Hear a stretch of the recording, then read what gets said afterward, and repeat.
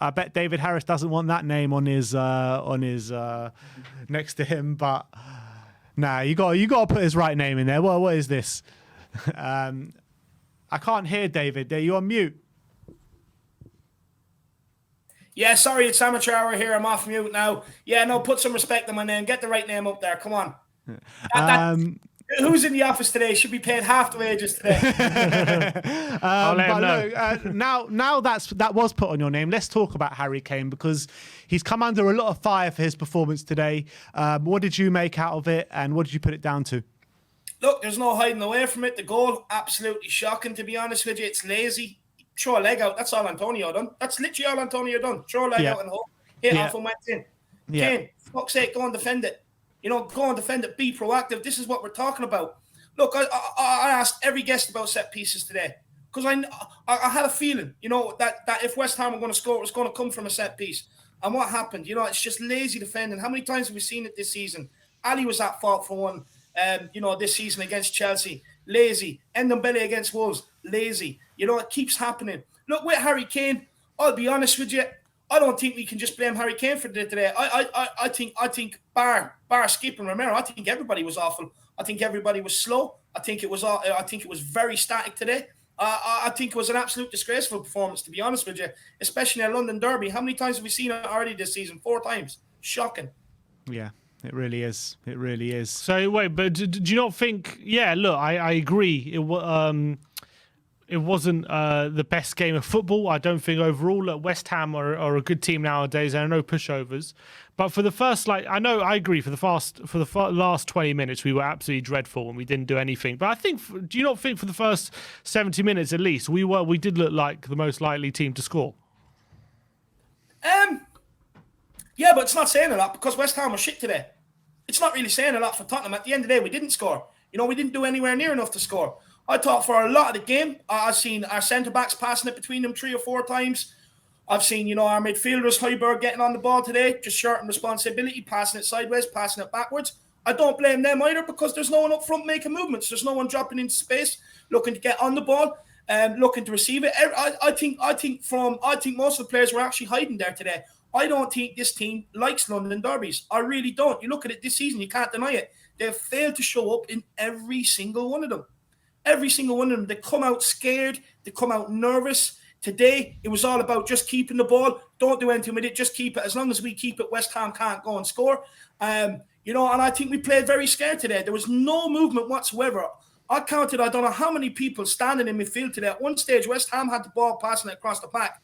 I counted Kane, Son, Lucas, Ndombele, and Højbjerg in their half, and not one of them went to press the ball. Not one. You say that, yeah, but, we were getting in good positions today. Harry Kane, if he squares that to Son, gets a good ball in, that's a goal. Ndombele the same. Reguilon the same. We were getting in good positions today.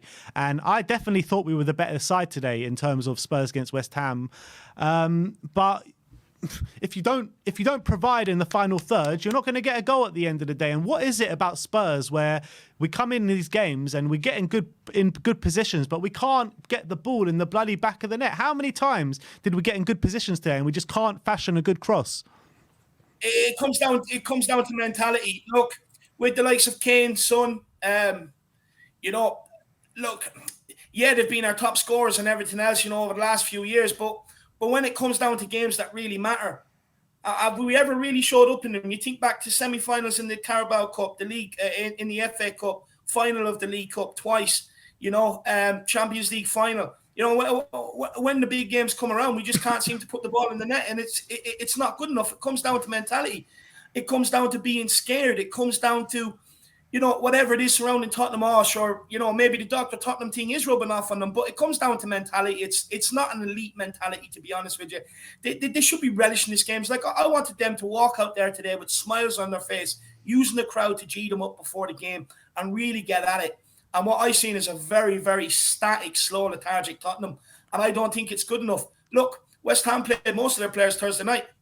We look like we played all of our players Thursday night, So do you put this more down to the players or the manager today? Who was more at fault? Look, be honest, Thursday night for me was all on the players. I think today, it's both. I'll be honest with you. I think a lot of these players have to stand up and be counted, especially the likes of Son, Højbjerg, our son, Lloris, Kane, Dyer, players that have been here for a hell of a long time. I think Nuno made some shocking calls today. I don't understand. I'll be honest with you, why he didn't shake it up after 55 minutes. You know, I would have said to them at halftime, you've got 15 minutes to get out there and run your bollocks off, if not making changes. You know, of course, these players are going to get into a false sense of humour and start knocking it about sideways and everything else and show no enthusiasm when they know they're not going to be substituted off. You know, he has to make these sort of calls. He has to put some sort of fucking smoke up their hole, you know, to try and get them moving. And Ndombele, I would have hauled him off. I would have hauled Lucas off. I would have hauled Kane off as well. I'll be honest with you.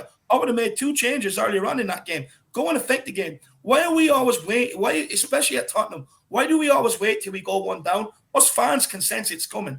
But why do we always wait till we're 1 down and then to try and affect the game when it's too late? And even then today, it's even worse. He didn't make the first substitutions till 82, 83 minutes. You're not going to get Lo Celso and Brian Hill to change a game in 7 minutes. And then at 91 minutes, I'm pretty sure I seen him bring on Bergwijn. And I'm sitting there, I'm like, trying to chase a game and you're wasting the clock. What are you doing? Yeah. What are you doing? That's brain dead.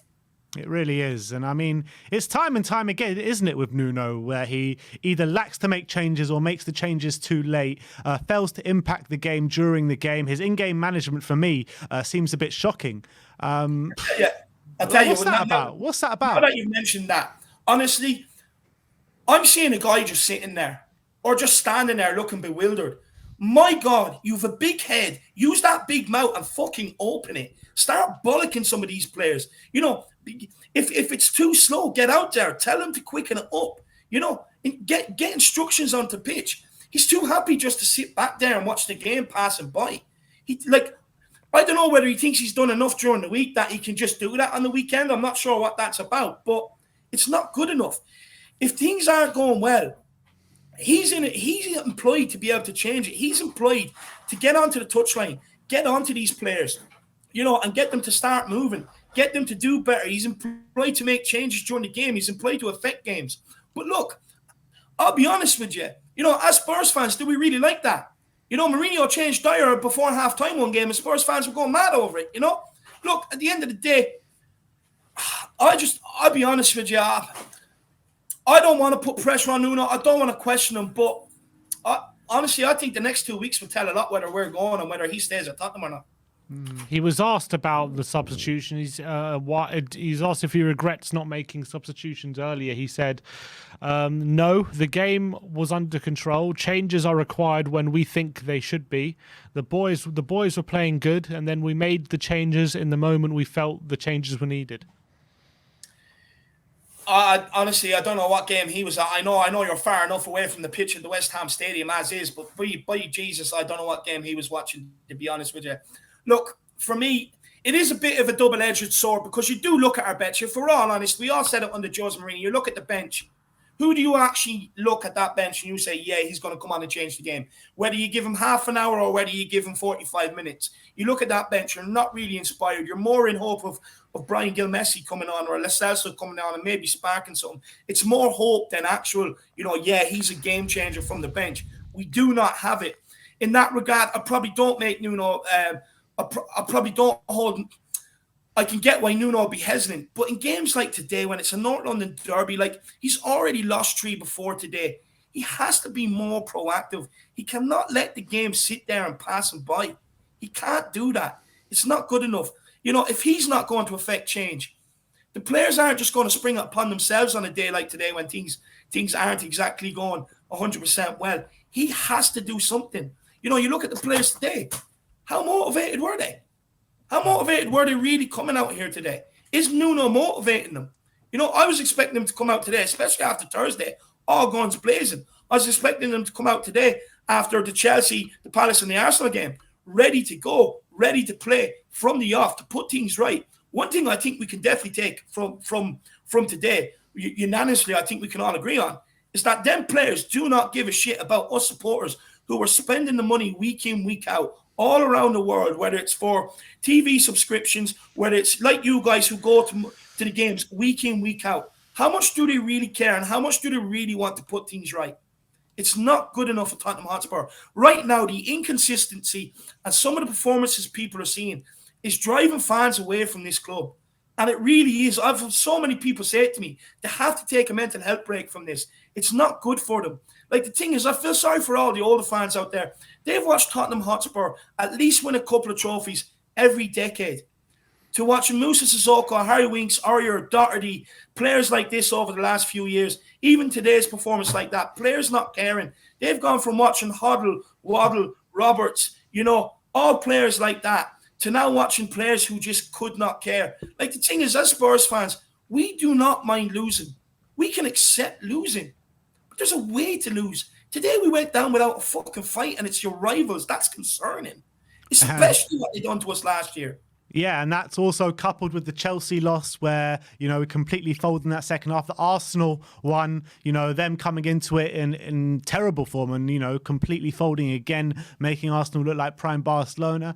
And, the Palace one, who isn't even a big rivalry, but it's still a London derby, and we get battered 3-0 there as well. So that's 4 London derbies this season where we've been shocking in pretty much every single one. This is probably the best performance out of the lot, let's be honest. I'm not saying something. Today wasn't even that good. That's saying something. I don't know. Look, I'll be honest with you. I don't know where we go from here. Look, all I can say is it's a big 2 weeks. We have United coming up. Ole Gunnar Solskjaer getting battered today. That is good, right? But the thing is, it doesn't make up for our crap result. But look, we have a chance to overturn them next week. We have Burnley in the Carabao Cup. We have Europa Conference League coming up. We can either be out of 2 cups and completely, way off top 4, or else we can still be in around top 4 and in 2 cups. I think the next 2 weeks at Tottenham Hotspur is critical for us fans because we'll know where this squad is going in general. And for Nuno himself, I think it's a crucial period for Tottenham this next 2-3 weeks. All right. David, big up yourself. Thanks again for another great pre-match pump-up today, and carry on your great work on your channel as well. No, look, that's another thing. I want you to clip this part and send it out there. I want these Spurs players to fucking hear this. If I can come on and do my job week in, week out, Ben and Sim can come on and do their job every single day of the week, put their heart and soul into this club, provide content and therapy for all the fans after your shit performances. You have all the best facilities in the world to be putting in better performances week in, week out. If we can do our job, you get out there and start doing your job. Enough of this mediocrity at Tottenham. Realize what you're representing. Us fans love this badge. You should fucking too. I'm fed up with this losing mentality at Tottenham. I'm fed up. I've had enough. 100%, David. 100%. I echo every single word you just said there. But thanks for coming on, and we'll see you next time. Big up, everybody. Go and enjoy your Sundays. Do not let Tottenham ruin it.